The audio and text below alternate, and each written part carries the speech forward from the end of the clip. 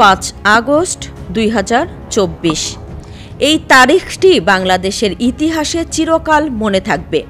কিন্তু জানেন কি, এই দিনটি শুধু শেখ হাসিনার পতনের দিন নয়, এটি ভারতীয় গদি মিডিয়ার মুখোশ খুলে যাওয়ার দিনও। আজ যে ভারতীয় টিভি চ্যানেলগুলো শেখ হাসিনাকে স্বৈরাচার বলে গালি দিচ্ছে, মাত্র কয়েক মাস আগেও সেই একই চ্যানেলে তাকে দক্ষিণ এশিয়ার শ্রেষ্ঠ নেত্রী বলে প্রশংসা করা হতো। রিপাবলিক টিভি, জি নিউজ, টাইমস নাও, এবিপি সবাই এখন হাসিনার বিরুদ্ধে বিষোদ্গার করছে। কি এমন ঘটল যে রাতারাতি বেস্ট ফ্রেন্ড শত্রু হয়ে গেল? গল্পটা শুরু 2009 সাল থেকে, যখন শেখ হাসিনা দ্বিতীয়বার ক্ষমতায় এলেন। তখন থেকেই ভারতীয় মিডিয়া তার প্রেমে পড়ে গিয়েছিল। মোদির আমলে এসে এই প্রেম আরও গভীর হয়। কেন? কারণ শেখ হাসিনা ভারতের সব চাহিদা পূরণ করেছিলেন। ট্রানজিট দিয়েছেন, বন্দর ব্যবহারের সুযোগ দিয়েছেন, এমনকি আদানি গ্রুপকে $1 বিলিয়ন কন্ট্রাক্ট দিয়েছেন।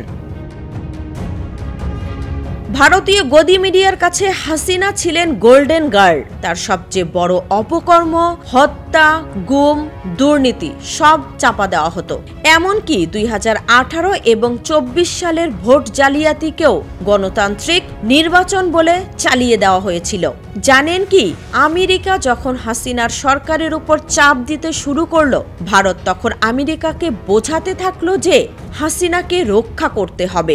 ওয়াশিংটন পোস্টের রিপোর্ট অনুযায়ী ভারত আমেরিকাকে বলেছিল, আমাদের ট্রানজিটিক পার্টনার হতে চাইলে হাসিনার ব্যাপারে আমাদের সাথে একমত হতে হবে। কিন্তু জুলাই মাসে যখন ছাত্র জনতার আন্দোলন শুরু হলো, তখনও গদি মিডিয়া হাসিনার পক্ষেই ছিল। প্রতিদিন বলতো এগুলো পাকিস্তান আর চীনের চক্রান্ত, আইএসআই এবং আমেরিকার হাত আছে। কিন্তু 5 আগস্টের পর যখন দেখলো হাসিনাকে আর রক্ষা করা যাবে না, তখনই শুরু হলো আসল খেলা। রাতারাতি টিউন চেঞ্জ। এখন বলা হচ্ছে হাসিনা ছিল এক নায়ক, সে বাংলাদেশের মানুষের উপর অত্যাচার করেছে। কিন্তু সবচেয়ে মজার ব্যাপার হলো, যখন দেখলো যে নতুন সরকার ভারতের সাথে সেই একই ধরনের সম্পর্ক রাখতে চায় না, তখন শুরু হলো অপপ্রচারের মহোৎসব। বাংলাদেশে হিন্দু নিধন চলছে, মুসলমান চরমপন্থীরা ক্ষমতায় এসেছে, বাংলাদেশ পাকিস্তান হয়ে যাচ্ছে, এইসব বানোয়াট খবর ছড়ানো শুরু হলো। রিউমার স্ক্যানের গবেষণা বলছে 49টি ভারতীয় মিডিয়া আউটলেট মিথ্যা খবর ছড়িয়েছে বাংলাদেশ নিয়ে। এর পেছনে আসল কারণ কি? খুব সিম্পল। গদি মিডিয়া আসলে মোদি সরকারের মুখপাত্র।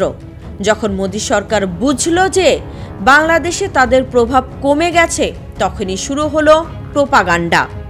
উদ্দেশ্য 3টি: 1. নতুন বাংলাদেশ সরকারকে অস্থিতিশীল করা।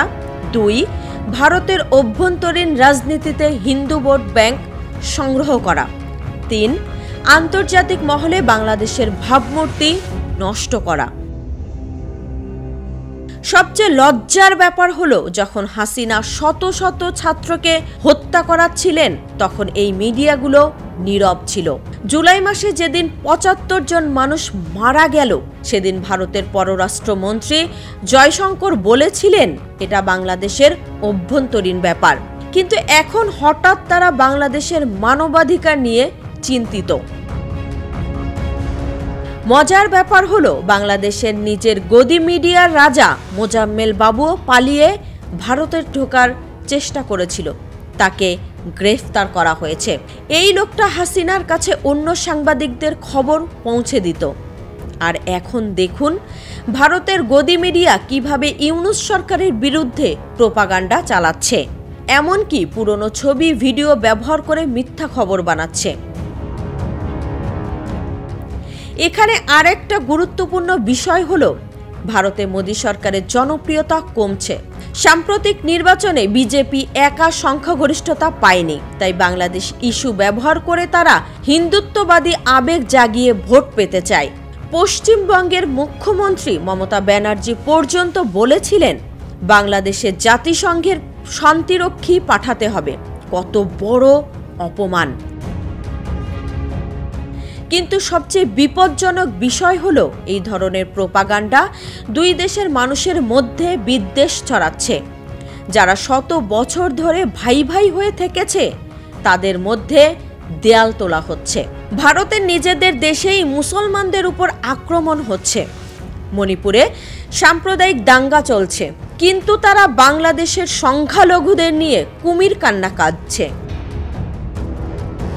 আজকের এই ঘটনা থেকে আমাদের শিক্ষা নেওয়া উচিত।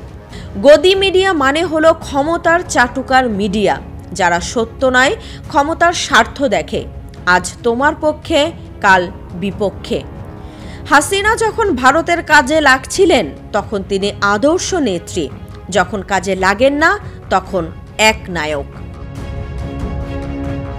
এই গদি মিডিয়ার আসল চেহারা এখন সামনে এসেছে। তারা সাংবাদিকতা করে না, প্রোপাগান্ডা করে, গণতন্ত্রের সেবা করে না, স্বৈরাচারের সেবা করে। বাংলাদেশের মানুষ জুলাইয়ের যে বিপ্লব করেছে সেটা শুধু হাসিনার বিরুদ্ধে নয়, সব ধরনের অন্যায়ের বিরুদ্ধে। ভারতীয় গদি মিডিয়ার মিথ্যাচারও এর অংশ। প্রশ্ন থেকে যায়, এ ধরনের মিডিয়া কি গণতন্ত্রের জন্য হুমকি নয়? যারা সত্য লুকিয়ে রাখে, মিথ্যা প্রচার করে, তারা কি সাংবাদিক নাকি ক্ষমতার দালাল? আমাদের সচেতন থাকতে হবে যে মিডিয়া আজ বন্ধু কাল শত্রু, তাদের কথায় বিভ্রান্ত হওয়া যাবে না।